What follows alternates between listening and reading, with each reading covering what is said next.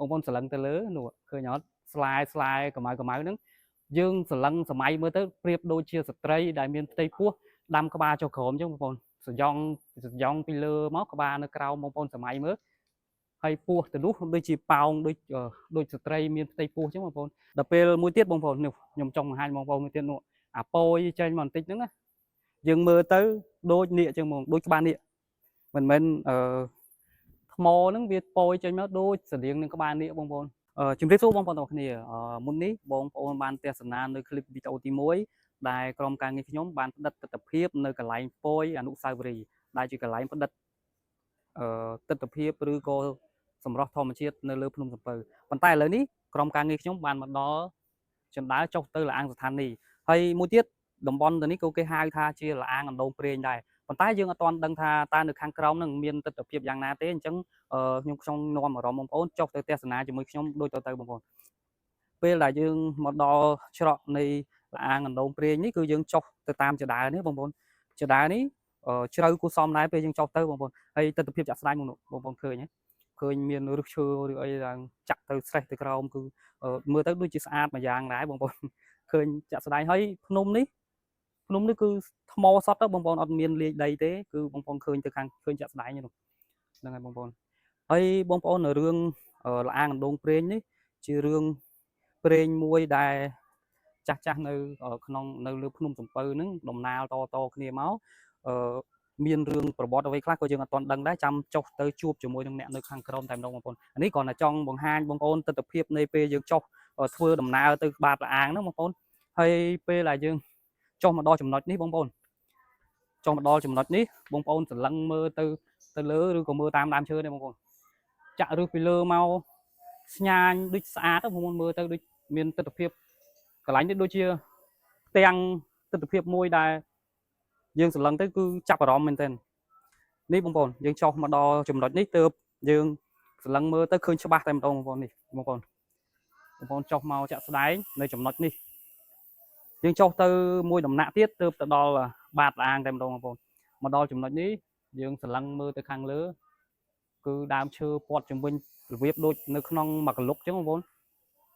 ប៉ុន្តែនៅខាងក្រោមគឺជាលអាងបាតលអាងបងប្អូនឥឡូវយើងចុះទៅទៀតបងប្អូន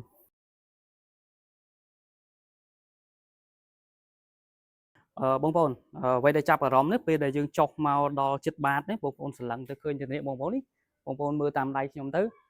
អានេះរូបរាងដូចក្បាលពស់អញ្ចឹងបងប្អូននៅថ្មហ្នឹងគឺមានរូបរាងដូចក្បាលពស់អញ្ចឹងអានេះគ្រាន់តែជាការសម័យរបស់យើងណាបងប្អូនប៉ុន្តែវាជាថ្មទេប៉ុន្តែគ្រាន់តែថាយើងសម័យប្រៀបវាទៅប្រៀបបដូរវាទៅវាស្តៀងនឹងក្បាលពស់ដល់ពេលអញ្ចឹងគឺប្លែកម្យ៉ាងនៅកន្លែងហ្នឹងបងប្អូនពេលដែលយើងចុះមកដល់ពាក់កណ្ដាលបងប្អូនហើយយើងនឹងបន្តចុះទៅក្រោមទៀតបងប្អូននឹងឃើញទៅដល់បាតឡាងតែវាមានអីខ្លះបងប្អូនហើយទស្សនវិជ្ជារួមបងប្អូនមើលទៅឃើញបងប្អូនឲ្យថ្មទាំងអស់តែម្ដងគឺអត់មានមួយឡុកនេះអត់មានឈើដើមឈើទេបងប្អូនគឺធ្លុះធ្លាយរហូតទៅដល់លើតែម្ដងជ្រៅបាតនេះជ្រៅបងប្អូន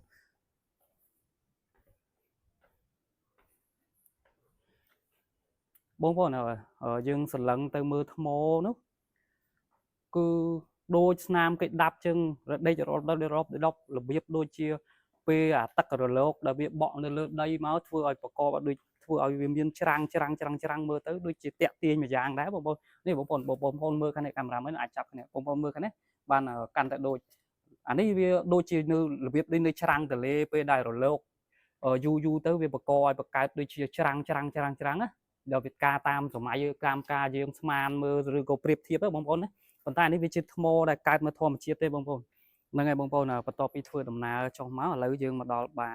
តឡាងបងប្អូនខ្ញុំចង់បំផាយអារម្មណ៍បងប្អូនឲ្យស្រឡឹងមើលទៅខាងលើបងប្អូនហើយមិនយ៉ាងម៉េចដែរបងយល់យ៉ាងម៉េចបងប្អូនយល់យ៉ាងម៉េចដែរគឺស្អាតបងប្អូនថ្មហើយកន្លែងនេះជាបាតទេបងប្អូននៅប៉ែកខាងនេះបងប្អូនស្រឡឹងមើលទៅនេះអ្វីដែលខ្ញុំចង់បង្ហាញបងប្អូនស្រឡឹងមើលទៅស្តៀងក្បាលដំរីបងប្អូនឃើញទេឃើញស្តៀងអត់ប៉ុន្តែនេះជាថ្មណាគ្រាន់តែថាយើងប្រៀបធៀបសម័យទៅដូចក្បាលដំរីអត់បងប្អូនសាកសម័យមើលប៉ុន្តែគ្រាន់តែថា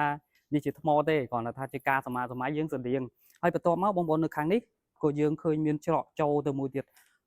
ច្ ច្រកចូលទៅថ្វាយបង្គំព្រះពុទ្ធិមាករយើងនៅក្នុងនេះក៏គេមានបើកភ្លើងដែរមិនសូវជាល្ងិតប្រហែលទេយើងអាចឈាននៅក្នុងនេះគេដាក់យើងអាចចូលទៅប៉ុន្តែល្ងិតកាមេរ៉ាអាចចាប់ភ្លឺបានទេហ្នឹងហើយបងប្អូននេះក៏ជាកន្លែងយើងចូលទៅថ្វាយបង្គំព្រះពុទ្ធិមាករនៅកន្លែងនេះចូលមកដល់ក្នុងហ្នឹងរៀនល្ងិតតិចបងប្អូនព្រោះពីកន្លែងចូលមកគឺមានភ្លើងតែមកដល់នេះដើរចូលតិចមក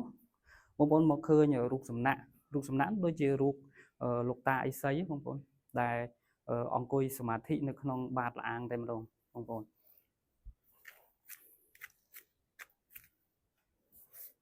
នេះឲ្យបងប្អូនទស្សនភាពនៅបាតល្អាងជុំវិញនេះរៀងល្ងិតដោយសារតែមានភ្លើងតែកន្លែងលោកតាទេហ្នឹងហើយបងប្អូនបន្ទាប់ពីបងប្អូនចុះមកនៅខាងឆ្វេងដៃមានល្អាងមកយើងចេញពីល្អាងមកចំមុខចដើតែម្ដងចដើចុះមកយើងស្រឡឹងតែខាងនោះគឺមានពន្លឺថ្ងៃជះចូលមកដោយសារតែកន្លែងនេះគឺជាកន្លែងធ្លុះបងប្អូនធ្លុះស្អាតមានពន្លឺថ្ងៃចូលមកហើយមានដើមឈើខ្លះអញ្ចឹងបងប្អូនហើយនៅទៅក្រោមមួយទៀតបងប្អូនធ្វើដំណើរតាមខ្ញុំមកនេះយើងចុះមកមកតំណទៀតមកតំណបាតតែម្ដងគឺបាតល្អាងបំផុតតែម្ដងបងប្អូនហ្នឹងហើយបងប្អូននេះអូយបងប្អូនស្អាតណាស់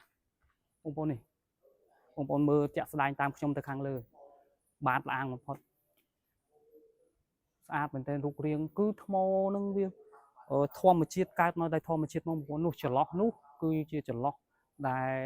ធ្លុះទៅលើទៀតបងប្អូនហើយស្នាមនេះស្នាមស្លាយស្នាមអីពេលមេឃភ្លៀងគឺហូរច្រោះតាមហ្នឹងបងប្អូនអូយថ្មដុសតាមគ្នាតែម្ដងបងប្អូនដូចស្អាតមែនទែន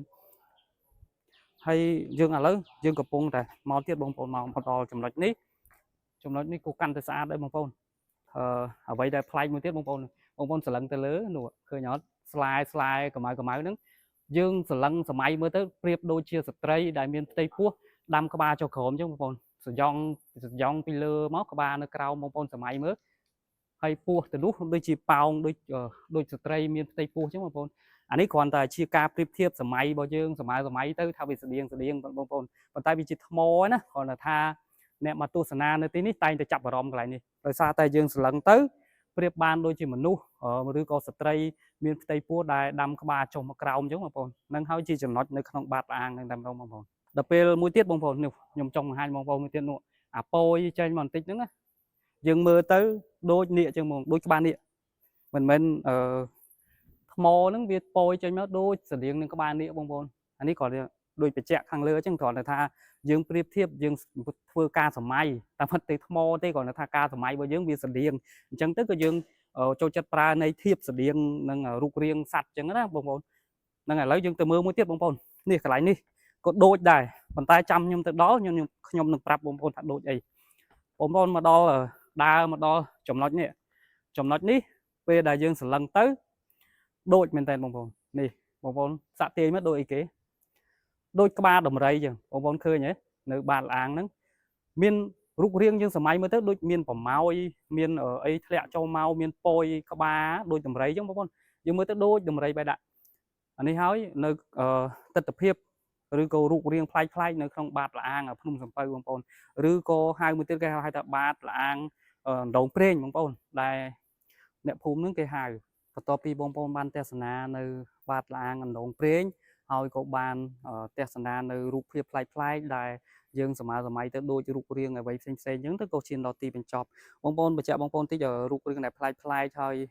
ស្តៀងនឹងអ្វីស្តៀងនឹងសត្វស្តៀងមនុស្សអីឬក៏ដំរីនេះគឺនៅបាតល្អាងអណ្ដូងព្រេងតែម្ដងបងប្អូនទស្សនាមកលេងកំសាន្តនៅភ្នំសំពៅនេះបងប្អូនចុះមកដល់បាតល្អាងហ្នឹងបងប្អូននឹងឃើញទស្សនភាពបែបនេះហើយអញ្ចឹងពីក្រុមការងារខ្ញុំ